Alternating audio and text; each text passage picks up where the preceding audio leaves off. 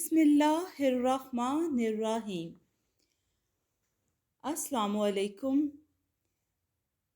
दोस्तों, आज मैं आपके लिए एक इंतहाई खौफनाक और दिल दहला देने वाली कहानी लेकर आई हूँ। लेकिन कहानी शुरू करने से पहले आपसे गुजारिश है, अगर आप मेरे चैनल पर नए हैं तो इसको सब्सक्राइब कीजिए और बेल नोटिफिकेशन को भी ऑन कर दें ताकि आपको दिलचस्प और बेहतरीन कहानियाँ सबसे पहले मिलें। शुक्रिया।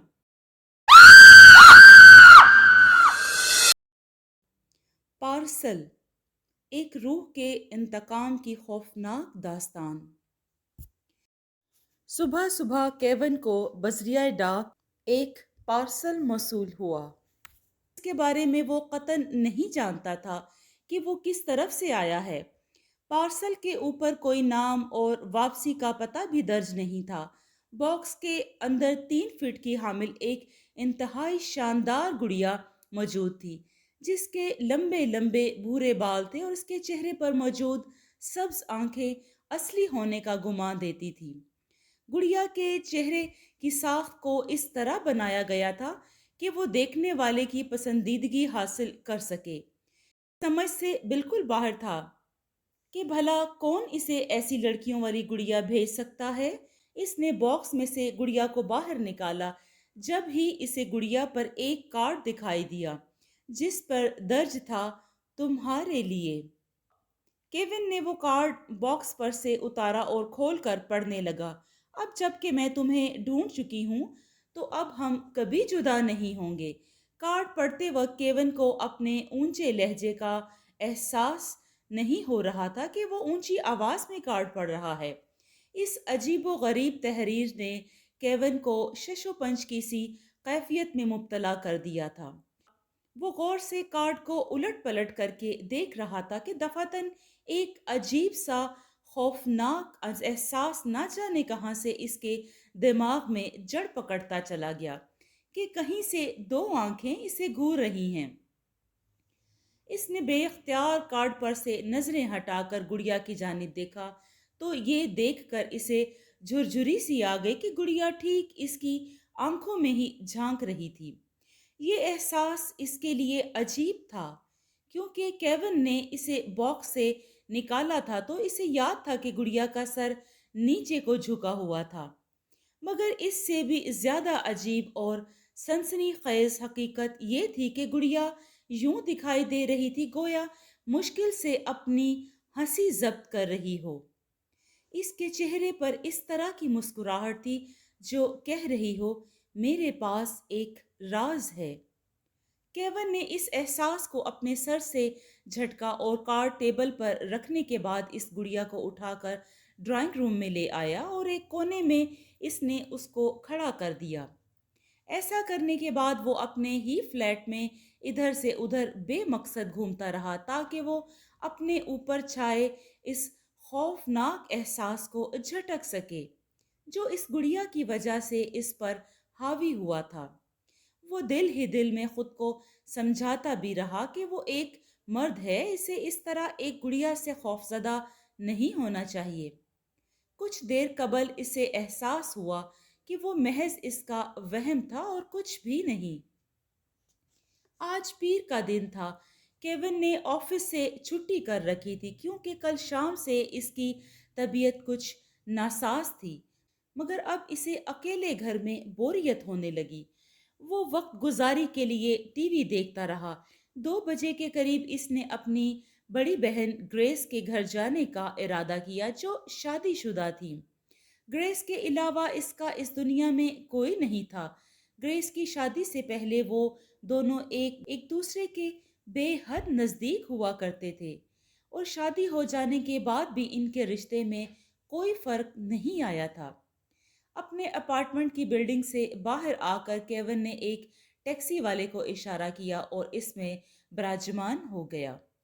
ठीक 15 मिनट बाद टैक्सी वाले ने इसे इसकी मतलूबा जगह पर पहुंचा दिया।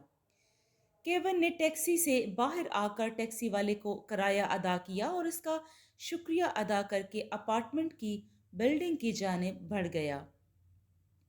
इसने बिल्डिंग की लिफ्ट में पहुंचकर 4th फ्लोर का بٹن پش کیا، اگلے ہی لمحے وہ فورتھ فلور پر موجود تھا۔ وہ یہ سوچتا ہوا لفٹ سے باہر آ گیا کہ گریس اسے اس وقت اچانک دیکھ کر کتنی خوش ہو جائے گی۔ گریس کی شادی محبت کی تھی اور کیون کو بھی اس شادی پر کوئی اعتراض نہیں تھا، کیونکہ گریس کے شوہر میں ایسی کوئی بات نہیں تھی جو انکار کا باعث بنتی۔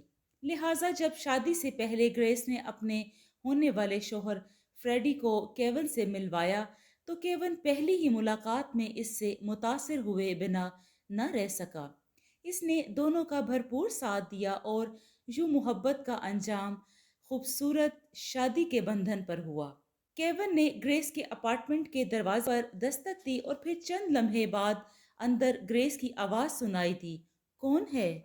گریس، میں ہوں کیون۔ کیون نے جواب دیا تو اگلے ہی لمحے ایک جھٹکے سے دروازہ کھول دیا گیا۔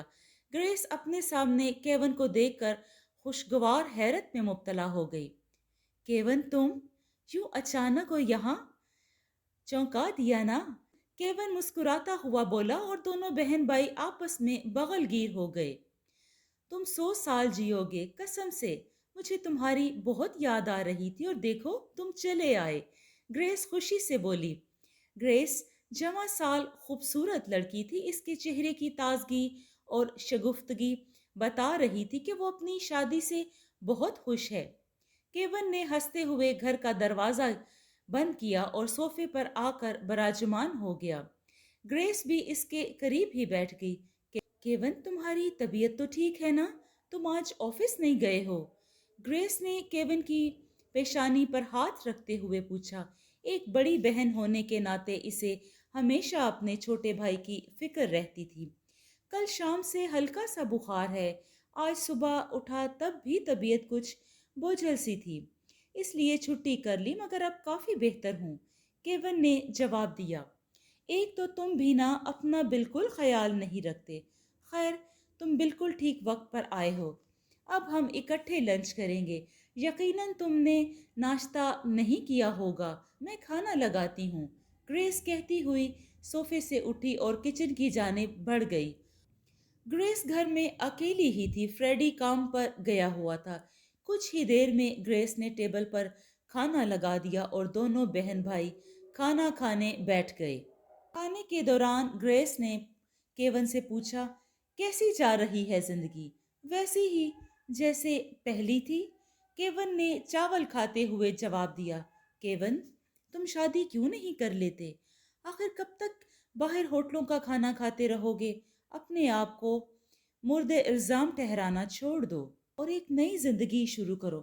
شادی کر کے تمہیں کافی آرام مل جائے گا، آنے والی تمہارے سب کام کر دیا کرے گی، گریس نے سمجھاتے ہوئے فکر مند لہجے میں کہا۔ تم جانتی ہو گریس کہ اب دوبارہ شادی نہیں کر سکتا، میں چاہ کر بھی اس مشکل وقت کو بھلا نہیں پاتا جو مجھ پر گزرا، کیون نے اداس لہجے میں کہا۔ بس بہت ہو گیا کیون، تمہیں یہ سب بھولنا ہوگا، تمہاری بیوی کے ساتھ جو کچھ ہوا اس میں تمہارا کوئی قصور نہیں ہے، میں تمہیں اب اس حالات میں اور نہیں دیکھ سکتی، بہن ہوں تمہاری، بڑی بہن، تمہاری فکر مجھے نہیں ہوگی تو اور کسے ہوگی، گریس نے سنجیدہ مگر فکر مند لہجے میں کہا۔ کیون نے گریس کی بات کا کوئی جواب نہیں دیا، وہ خاموشی سے کھانا کھانے میں مصروف رہا۔ گریس جانتی تھی کہ وہ اس بارے میں بات نہیں کرنا چاہتا، لہٰذا گریس نے بھی اس معاملے میں مزید بات کرنا مناسب نہ سمجھا اور خود بھی خاموشی سے کھانا کھانے لگا۔ وہ جانتی تھی کہ اگر اس نے اس معاملے پر کیون سے مزید بحث کی تو وہ کھانا چھوڑ کر چلا جائے گا، اور وہ ایسا ہرگز نہیں چاہتی تھی کہ اس کا پیارا بھائی یوں ناراض ہو کر چلا جائے جو اس سے خراب طبیعت ہونے کے باوجود اتنے پیار سے ملنے آیا تھا۔ کیون نے بھی ایلا سے محبت کی شادی کی تھی، کیونکہ جہاں کام کرتا تھا ایلا بھی وہیں جاب کرتی تھی۔ دونوں میں دوستی ہو گئی جو جلد محبت کا روپ دھار گئی۔ ایلا کا اپنی ماں کے علاوہ کوئی نہیں تھا، نے کیون کو اپنی ماں سے اور کیون نے ایلا کو اپنی بہن گریس سے ملوایا۔ دونوں ہی خواتین کو ان کا انتخاب بہت پسند آیا، یوں شادی بغیر کسی رکاوٹ کے آرام سے ہو گئی۔ کیون اپنی شادی شدہ زندگی سے بہت خوش تھا۔ ایلا جاب چھوڑ کر ہاؤس وائف بننے کو ترجیح دی اور گھر کا سارا نظام سنبھال لیا۔ گریس اور ایلا میں خوب بنتی تھی، سب کچھ بالکل ٹھیک ٹھاک چل رہا تھا، سب اپنی زندگی سے بہت خوش اور مطمئن تھے۔ مگر گریس کی شادی کے کچھ ماہ بعد اچانک ایلا کو پاگل پن کے دورے پڑنے لگے، جس نے سب کچھ بدل کر رکھ دیا۔ کچھ بھی پہلے جیسا نہیں رہا۔ وہ غصے سے چیختی چلاتی، گھر کی چیزیں اٹھا اٹھا کر ادھر ادھر پھینکتی، تو کبھی کمرے کے کسی کونے میں چپ چاپ پڑی رہتی، نہ کچھ کھاتی، نہ پیتی اور نہ ہی کسی سے بات کرتی، حتیٰ کہ مہینوں مہینوں نہاتی بھی نہیں۔ کیون کے لیے یہ تمام صورتحال نہایت تکلیف دہ اور پریشان کن تھی۔ وہ ایلا سے بہت محبت کرتا تھا، اسے اس حال میں دیکھ نہ سکتا تھا اور اب اکثر حیران و پریشان رہنے لگا تھا کہ اچانک ایلا کو کیا ہو گیا ہے۔ اس نے اس کی محبت میں ہر وہ کچھ کیا جو اس کے بس میں تھا۔ اس نے ایلا کو ایک بہت اچھے ڈاکٹر کو دکھایا، مگر ہر ڈاکٹر نے یہی کہا کہ ایلا دماغی طور پر مفلوج ہو چکی ہے اور اب وہ کبھی ٹھیک نہ ہو سکے گی۔ کیون کے لیے یہ انکشاف کسی موت سے کم نہ تھا، مگر پھر بھی اس نے ہمت نہ ہاری۔ جہاں تک ممکن ہو سکا اس نے ایلا کے لیے سب کچھ کیا، بلکہ اپنی بساط سے بھی زیادہ کیا۔ ایسے میں اس کی بہن اور اس کے شوہر نے بھی اس کا بھرپور ساتھ دیا۔ ان سب کی سمجھ سے یہ بالا تر تھا کہ اچھی بھلی تندرست لڑکی جس کو کبھی کوئی دماغی عارضہ لاحق نہ ہوا، اسے اچانک سے پاگل پن کے دورے کیوں پڑنے لگ گئے، اور نتیجے میں کہ وہ پاگل ہو گئی۔ ایلا کی ماں کا کہنا تھا کہ اس کی بیٹی دماغی طور پر بالکل صحت مند تھی، اسے کبھی بھی کسی قسم کے دورے نہیں پڑے تھے۔ شادی کے بعد نہ جانے کس کی نظر اس کی ہستی بستی خوشیوں کو لگ گئی۔ ایلا کی ماں اپنی بیٹی کو زیادہ دیر اس حالت میں نہ دیکھ سکتی تھی اور داغ مفارقت دے گئی۔ ایسے موقع پر یہ سانحہ بھی اس گھرانے کے لیے بہت بڑا تھا۔ انہوں نے جیسے تیسے کر کے ایلا کی ماں کی تدفین کر دی۔ کیون نے 4 سال ایلا کا پاگل پن برداشت کیا، اس کے بعد اس کی ہمت بھی جواب دینے لگی۔ گریس بھی اب وقتاً فوقتاً اس سے کہنے لگی، ایلا کبھی ٹھیک نہیں ہو سکتی، اس کے ساتھ زندگی گزارنا مشکل ہے، بہتر ہے کہ اسے چھوڑ دیا جائے۔ کیون کے لیے یہ ایک مشکل مرحلہ تھا، مگر اب اس کے سوا کوئی چارہ بھی نہیں تھا، لہٰذا دل پر جبراً پتھر رکھ کر اس نے ایلا کو دماغی امراض کے ہاسپٹل میں داخل کروا دیا، اس سوچ کے پیش نظر کہ وہاں اس کا علاج بہتر طریقے سے ہو سکے گا۔ وہ ہفتے میں 1-2 بار لازمی ایلا سے ملنے کے لیے ہسپتال جایا کرتا تھا، مگر یہ دیکھ کر اسے نہایت دکھ کا احساس ہوتا تھا کہ ایلا بہتری کی جانب جانے کی بجائے مزید ابتر ہوتی جا رہی تھی۔ پھر ایک دن اچانک کیون کو اطلاع ملی کہ ایلا ہاسپٹل کے بستر پر ہی دم توڑ گئی ہے۔ یہ خبر کیون پر پہاڑ بن کر گری تھی۔ وہ فوراً سے پیشتر ہاسپٹل پہنچا اور بیڈ پر پرسکون لیٹی ایلا کو دیکھ کر دھاڑے مار مار کر رونے لگا۔ گریس اور فریڈی اسے تسلیاں دیتے نہ تھکتے تھے، مگر اس کے بے چین دل کو قرار کہاں تھا۔ یوں لگتا تھا گویا ابھی اس کا دم نکل جائے گا۔ ایلا کے ساتھ اس نے محبت کی شادی کی تھی، لیکن وہ ایلا کے ساتھ صرف 1 ہی سال خوشی کا گزار سکا تھا۔ شادی کے دوسرے سال اس کی ہستی بستی زندگی کو کسی کی نظر لگ گئی تھی اور یہ سلسلہ 4 سال تک جاری رہا۔ وہ اسی امید پر ایلا کا ہاتھ تھامے ہوا تھا کہ شاید ایک دن ایلا ٹھیک ہو جائے اور وہ دونوں ایک بار پھر سے اپنی وہی زندگی شروع کر سکیں گے جس طرح پہلے کبھی ہوا کرتی تھی، مگر ایسا نہ ہو سکا۔ ایلا ہمیشہ کے لیے چھوڑ کر منو مٹی تلے جا سوئی۔ پہلے ایلا پاگل تھی تو کیا ہوا، وہ ایلا کو دیکھ تو لیتا تھا مگر اب وہ اسے کبھی دیکھ نہ سکے گا، یہ سوچ کر نہایت جان لیوا تکلیف میں مبتلا تھا۔ لہٰذا وہ روتا چلا گیا، اتنا رویا کہ آنسو خشک ہو گئے۔ اب وہ نہ ہنستا تھا نہ مسکراتا تھا، زندگی کی ہلچل ختم ہو گئی تھی۔ گریس اور فریڈی نے ایسے میں کیون کا بہت خیال رکھا، دونوں کیون کے ساتھ اس کے گھر ہی شفٹ ہو گئے۔ گریس اسے ٹائم پر کھانا دیتی، اس کے کپڑے دھو کر استری کرتی، ورنہ تو اسے اپنی ہوش ہی نہ رہی تھی، کھانا مل جاتا تو کھا لیتا، تو نہیں تو وہ بھوکا ہی بیٹھا رہتا۔ اس کی جاب بھی نہ رہی تھی اور خود کو مورد الزام ٹھہراتا تھا کہ اگر ایلا کو ہاسپٹل منتقل نہ کرواتا تو آج اس کی ایلا اس کے پاس زندہ ہوتی۔ وہ ہاسپٹل والوں سے بہتر خیال رکھ لیتا تھا، شاید انہوں نے ٹھیک طور پر ایلا کا خیال نہیں رکھا، لاپرواہی برتی جو اس کی موت کا سبب بنی۔ مگر گریس اسے سمجھاتی کہ اس میں اس کا کوئی قصور نہیں ہے۔ ایلا مکمل طور پر پاگل اور جنونی ہو چکی تھی، جو کیون کو بھی نقصان پہنچانے سے گریز نہ کرتی تھی۔ ایسے میں ذہنی مریض کے ہاسپٹل میں داخل کروانا کوئی غلط قدم تو نہیں تھا۔ کیون نے تو ایسا اس کی بہتری کے لیے کیا تھا، یہ تو اس کی زندگی تھی جو اس سے وفا نہ کر سکی، اور ہر اس اذیت سے نجات مل گئی۔ دونوں میاں بیوی کی بھرپور کوششوں سے کیون زندگی سے دوبارہ لوٹ آیا، مگر اب اسے کسی نے مسکراتے ہوئے نہیں دیکھا تھا، اگر مسکرا لیتا تو اس میں بھی آنسو ہوتے۔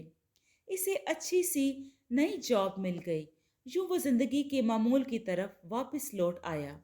گریس اور فریڈی اسے بارہا کہہ چکے تھے کہ کوئی اچھی سی لڑکی دیکھ کر اپنا گھر بسا لے، مگر کیون ان کی بات پر کبھی کان نہیں دھرتا تھا۔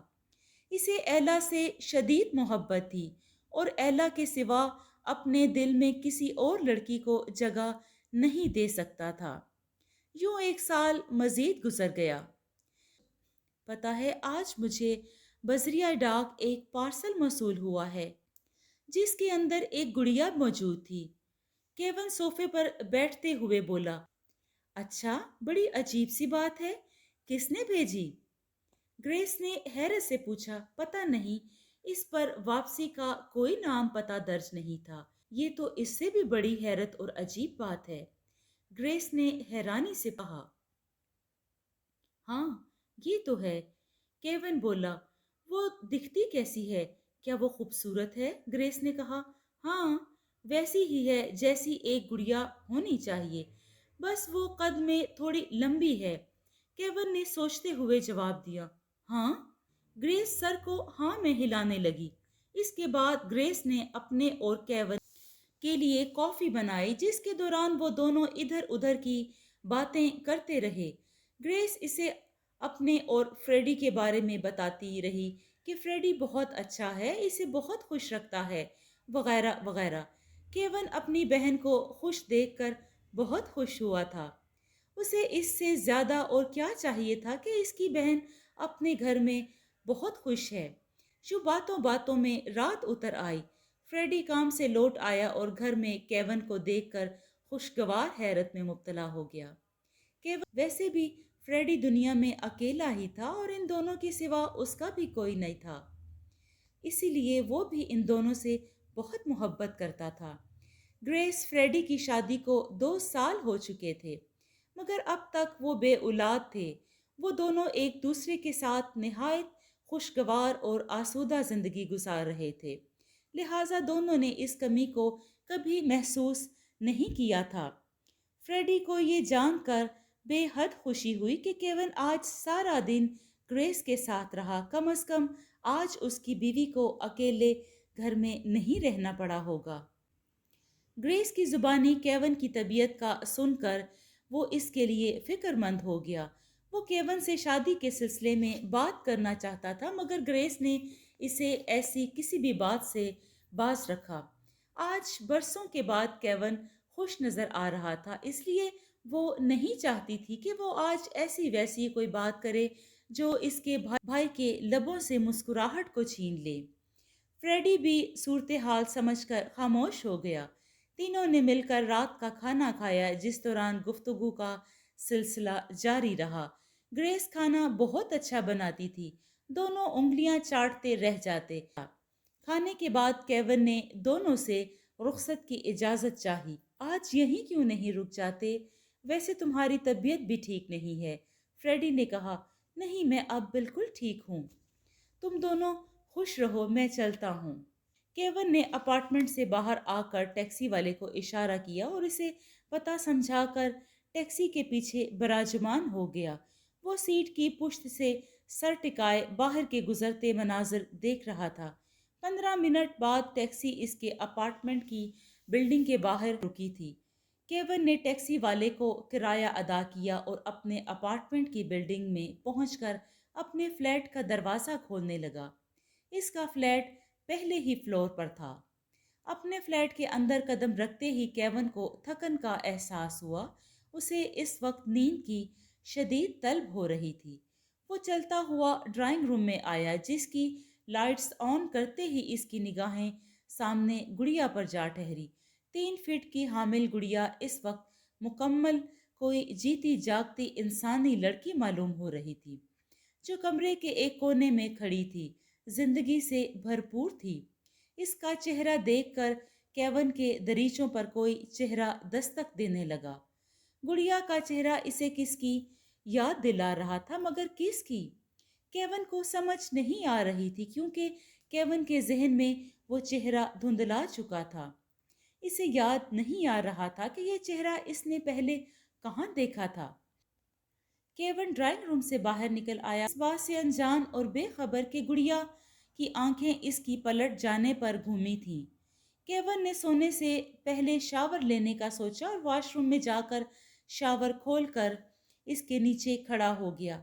پانی کی تیز بچھاڑ جیسے جیسے کیون کے جسم کو دھوتی گئی، ویسے ویسے کیون کے ذہن پر پڑی گرد بھی دھلتی گئی اور اسے ماضی کی ایک بات یاد آنے لگی۔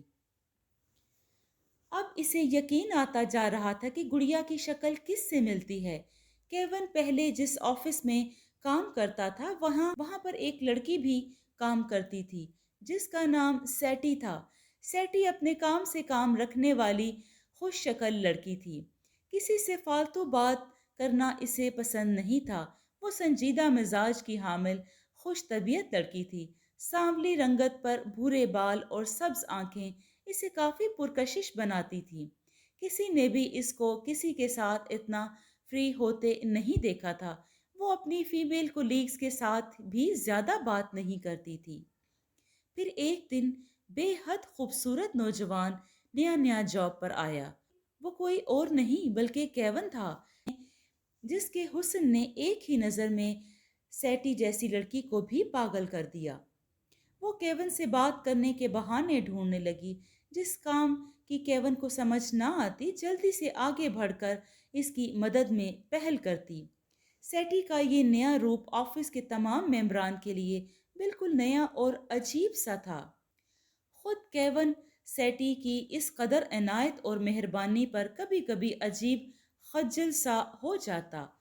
جب کبھی وہ بے خیالی میں ہی سیٹی کے پاس کھڑا ہو جاتا تو آفس والوں کی نظریں اسے اشاروں کنایوں میں بہت کچھ کہتی ہوئی نظر آتی۔ ان سب کے چہرے پر موجود معنی خیز مسکراہٹیں اسے شرمندہ کر دیا کرتی۔ کیون باتوں سے بے حد پریشان ہونے لگا۔ اسے سیٹی صرف ساتھی کولیگ کی حد تک پسند تھی، وہ بھی صرف اس لیے کہ جس کام میں بھی کیون کو مشکل آتی، سیٹی سب سے پہلے آگے بڑھ کر اس کی مدد کر دیا کرتی۔ وہ اچھی طرح سمجھتا تھا کہ سیٹی ایسا کیوں کرتی ہے۔ مانا کہ اسٹاف کی باقی لڑکیاں بھی کیون پر فرفتہ تھیں، کیونکہ وہ اپنے کام سے کام رکھنے والا نوجوان تھا، لڑکیوں کو زیادہ گھاس نہ ڈالتا تھا۔ مگر سیٹی کیون کے لیے کچھ زیادہ ہی جذباتی تھی۔ شاید وہ اس سے محبت کرنے لگی تھی، مگر کیون کو اس میں کوئی دلچسپی نہیں تھی۔ حالانکہ آفس کے باقی لڑکوں کی نظروں میں کیون ایک خوش قسمت انسان تھا جسے سیٹی خود لفٹ کروا رہی تھی، کیونکہ سیٹی آفس کے تمام لڑکوں سے زیادہ سینئر اور خوبصورت اور دلکش حسن کی مالک تھی۔ مگر کیون کو اس بات سے کوئی فرق نہیں پڑتا تھا۔ کیون کی برداشت جواب دیتی جا رہی تھی۔ اب وہ اکثر لنچ کرتے ہوئے سیٹی اس کے ساتھ بے تکلف ہونے کی کوشش کرتی۔ کئی دفعہ کیون نے سیٹی کو گھر جاتے ہوئے اپنا پیچھا کرتے ہوئے پایا، مگر اس کے باوجود بھی اس نے اس میں کوئی دلچسپی ظاہر نہ کی، یہاں تک کہ اپنا فون نمبر دینے سے بھی منع کر دیا۔ کیون کی برداشت اب جواب دیتی جا رہی تھی۔ اس نے ایک دو بار سیٹی کو ایسا کرنے سے بھی منع کیا۔ جب پھر بھی وہ باز نہ آئی تو اس کے ساتھ سختی سے بھی پیش آیا، مگر وہ تھی پھر بھی اپنی حرکتوں سے باز نہ آئی۔ اگرچہ سیٹی کی محبت یک طرفہ تھی، مگر وہ کیون کی محبت میں اتنا آگے جا چکی تھی کہ اسے اس بات سے کوئی فرق ہی نہیں پڑتا تھا کہ کیون اس سے محبت نہیں کرتا، الٹا اسے نظر انداز کیے رکھتا۔ اسے شاید خود پر یقین تھا کہ ایک نہ ایک دن وہ اپنی محبت اس کے دل میں رام کرنے میں کامیاب ہو جائے گی۔ جب سیٹی کسی طرح بھی اپنی حرکتوں سے باز نہ آئی تو کیون نے اسے اس کے حال پر چھوڑ دیا۔ اب وہ سیٹی کا زیادہ نوٹس نہ لیتا تھا۔ اس نے کئی بار چاہا کہ یہاں سے جاب چھوڑ کر کہیں اور چلا جائے، مگر کیون اتنی اچھی جاب گوانا نہیں چاہتا تھا۔ کیا معلوم وہ جہاں جائے سیٹی وہاں بھی یاد ہمکے، اور پھر وہ سیٹی کی وجہ سے اپنا کیا چھوڑنا نہیں چاہتا تھا۔ سیٹی اس کے پیچھے کہیں بھی آ سکتی تھی، اس لیے کیون نے یہ فیصلہ ہی ترک کر دیا۔ اس نے کئی بار آفس مینیجر سے سیٹی کی شکایت کرنا چاہی، مگر وہ ایسا بھی نہ کر سکا۔ مینیجر آفس کے اندر سیٹی کو کنٹرول میں رکھ سکتا تھا، مگر آفس کے باہر کون رکھتا؟ لہٰذا یہ فیصلہ بھی کیون کو ترک کرنا پڑا۔ کچھ ماہ بعد آفس والوں نے کیون کو اپنی دوسری برانچ میں شفٹ کر دیا، جس پر کیون نے سکون کی گہری سانس لی۔ آفس کے اوقات میں تو سیٹی سے جان چھوٹتی، مگر یہ سکون بھی زیادہ دن نہ رہا۔ کچھ دنوں بعد سیٹی بھی اسی برانچ میں آن وارد ہوئی جہاں کیون پہلے سے ہی موجود تھا۔ اب کیون سیٹی سے جان چھڑانے کے لیے سنجیدگی سے غور کرنے لگا تھا۔ جب ہی آفس میں ایک نئی لڑکی وارد ہوئی، وہ ایلا تھی، جو ایک ہی نظر میں کیون کی آنکھوں سے سیدھا اس کے دل میں اتر گئی۔ ایلا ابھی نئی تھی، لہٰذا اسے تمام کام کیون نے سمجھایا۔ جلد ہی دونوں میں خوب دوستی ہو گئی، جو پیار میں بدل گئی۔ سیٹی یہ سب چپ چاپ دیکھتی رہی، مگر اندر ہی اندر جلتی اور کڑتی رہتی۔ ایک رات کوئی 10 بجے کے قریب کیون اپنے گھر میں بیٹھا ٹی وی دیکھ رہا تھا، جب ہی اس کے موبائل پر کوئی کال موصول ہوئی۔ کیون نے ٹی وی پر سے نظریں ہٹا کر سیل فون کی طرف دیکھا تو کوئی اجنبی نمبر جگمگا رہا تھا، تو فون کی دوسری طرف سیٹی کو پایا۔ تمہیں میرا نمبر کس نے دیا؟ کیون نے قدرے بیزار لہجے میں کہا، جس میں غصے کی آمیزش بھی شامل تھی۔ یہ چھوڑو کہ تمہارا نمبر کس نے دیا، مجھے تم سے ابھی اسی وقت ضروری ملنا ہے۔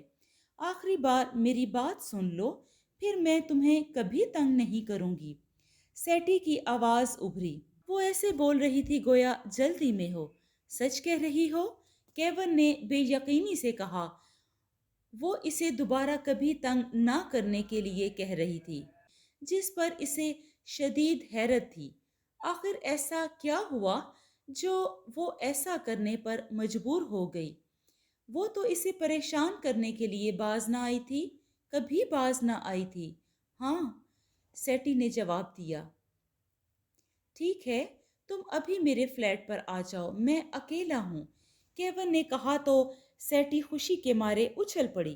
اسے کیون کے اتنی آسانی سے مان جانے کا یقین نہیں تھا۔ اس نے شکریہ کے ساتھ فون بند کر دیا۔ کیون ہاتھ میں فون تھامے کافی دیر سیٹی کے بارے میں سوچتا رہا۔ سیٹی نے کچھ کہا تھا، اسے ان باتوں کا بالکل یقین نہیں تھا جو लड़की किसी सूरत इसकी जान का पीछा छोड़ने को तैयार ना थी। अब वो अचानक कैसे आमादा हो गई? अब वो न जाने इससे क्या कहने वाली थी। ज़रूर वो इसके सामने अपनी मोहब्बत का यकीन दिलाएगी था, मगर वो तो एला से मोहब्बत करता था। सेठी इसके दिल में कहीं नहीं थी। अब जो मौका हाथ आया तो वो इससे भरपूर फायदा उठाना चाहता था। अब जान न छुड़ाई तो हमेशा इससे जान छुड़ानी मुश्किल हो जाएगी। केविन ने अपनी जहन में तमाम प्लान तरतीब दिया और इस पर अमल दरामद करने का फैसला कर लिया।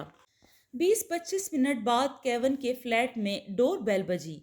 केवन ने आगे बढ़कर दरवाज़ा खोल दिया तो सामने सेटी को मौजूद पाया। वो सफ़ेद लिबास में मलबूस नहायत पुरकशिश लग रही थी। केवन दरवाजे से एक तरफ हो गया और सेटी अंदर चली आई। इस टाइम इस टाइम घर वालों से क्या कहकर मेरी तरफ आई हो? केवन ने पूछा। केवन, मैं इस दुनिया में अकेली हूँ, सेटी ने जवाब दिया। केवन ने इसे खाली खाली निगाहों से घूरा।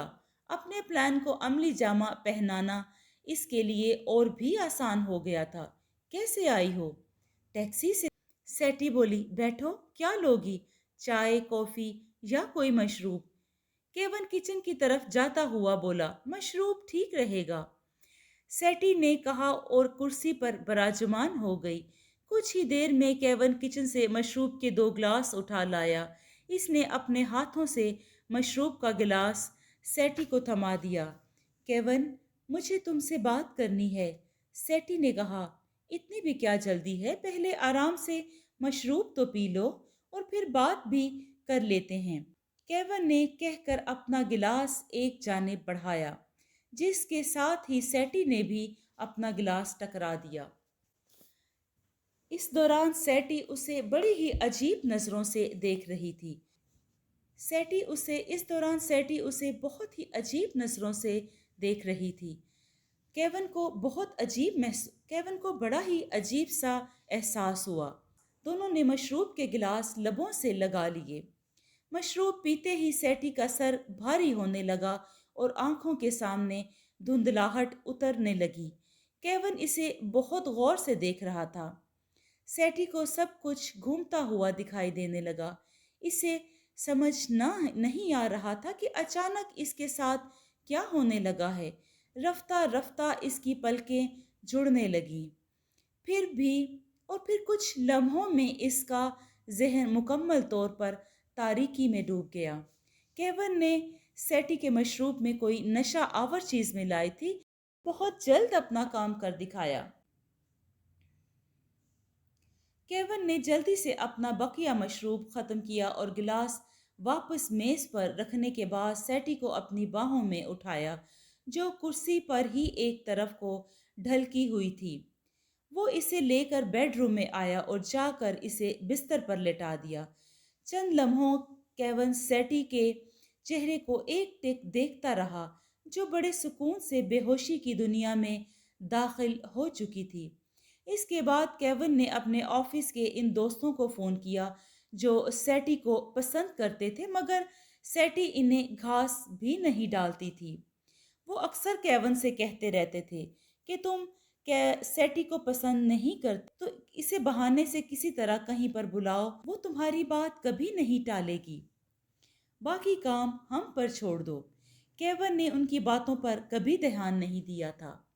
वो एक शरीफ लड़का था। इसे पसंद नहीं था कि किसी की इज्जत के साथ यूं जारहाना सलूक किया जाए, मगर अब जबकि केवन एला से शादी करने में संजीदा था, लिहाजा सेठी से जान छुड़वाना ज़रूरी हो गया था, वरना वो इन दोनों की ज़िंदगी में जहर घोल सकती थी।